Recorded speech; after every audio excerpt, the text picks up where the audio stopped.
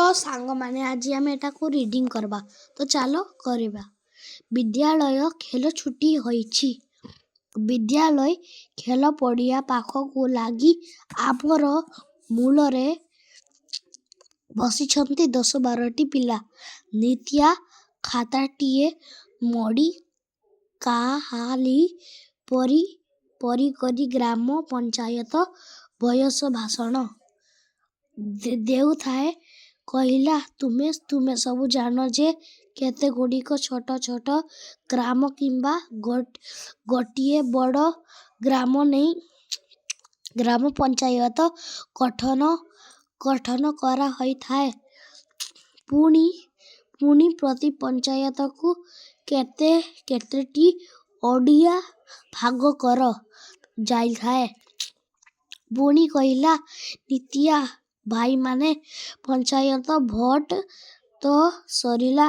पंचायत सबु लोक मते भोट देई 5 वर्ष पाई सरपंच भाबे बाछिले।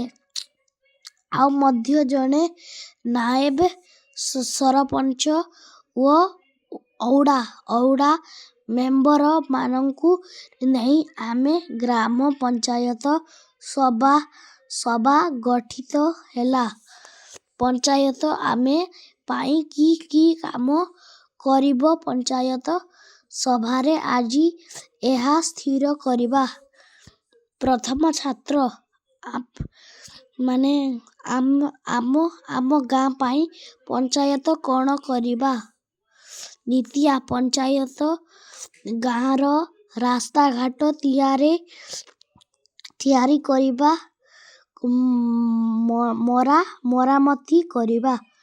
गाँर परिष्कार परिच्छिन्नता प्रति दृष्टि देबा। कृषक मानंकु साहाय्य करिबा। बिहन ओ सार सेमानंकु जोगाई देबा। गाँरे थिबा विद्यालयर उन्नति पाई काम करिबा। गाँरे गंडगोल हेले ताहार समाधान करिबा। गाँरे कूओ पोखरी खोली गाँर जलाभाव दूर करिबो। पशु संपदर रक्षा बेक्षण पाई काम करिबो। पंचायत रे थिबा ग्राम सेवक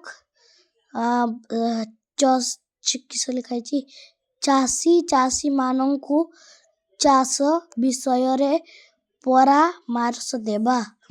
द्वितीय छात्र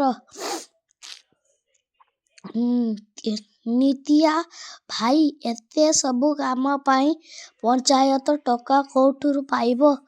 नित्या सुन पंचायत थिबा हाथ नदी घाट पोखरी ओ पल तो ताकू प्रति वर्ष नीलाम करी सेथिरे टांकू पाइबो। साइकेल रिक्शा ओ सगड़ चलाचल पाई टिकस आदाई कई सेठिरु टंका पाइबो।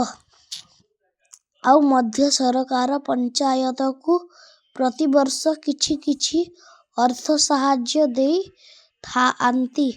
शिक्षक प्रवेश करिसंती। शिक्षक नित्या सार आमे गोटिए दल गढ़िछि। अभिनय माध्यमरे केतोटी सामाजिक अनुष्ठानर गठन और कार्य विषय आलोचना करुछु। आजी ग्राम पंचायत विषय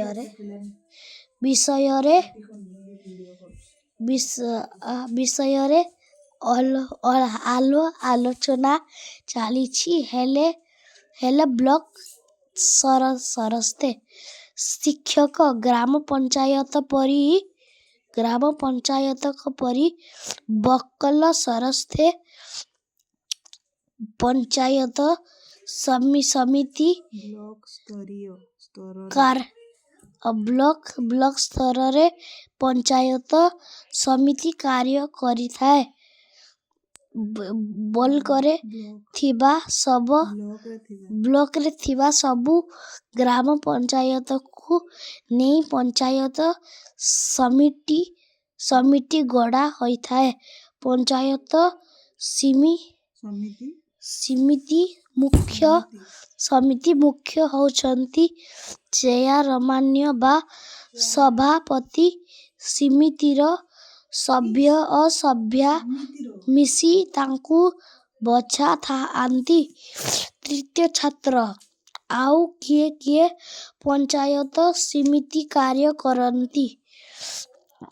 ଶିକ୍ଷକ ପ୍ରତି ବ୍ଲକରେ ଜଣେ ବ୍ଲକ ଉନ୍ନୟନ ଅଧିକାରୀ BDO ନିଯୁକ୍ତ ହୋଇଥାନ୍ତି। ମାନଙ୍କ ପରାମର୍ଶ ଅନୁସାରେ ସେ ବ୍ଲକ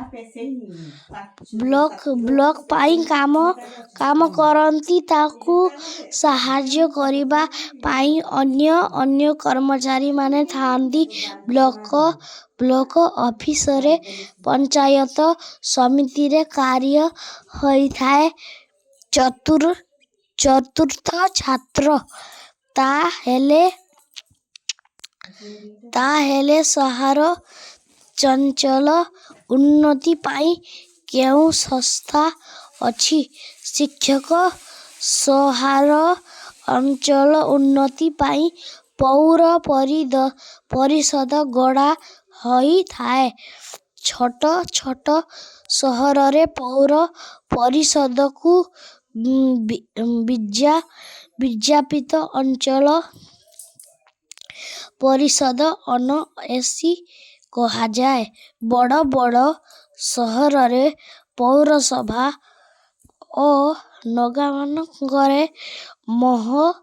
ମହାନଗର ନିଗମ ବଡ଼ ହୋଇଥାଏ। ଗୋଟିଏ ସହରର ଲୋକ ସଂଖ୍ୟା ଅନୁସାରେ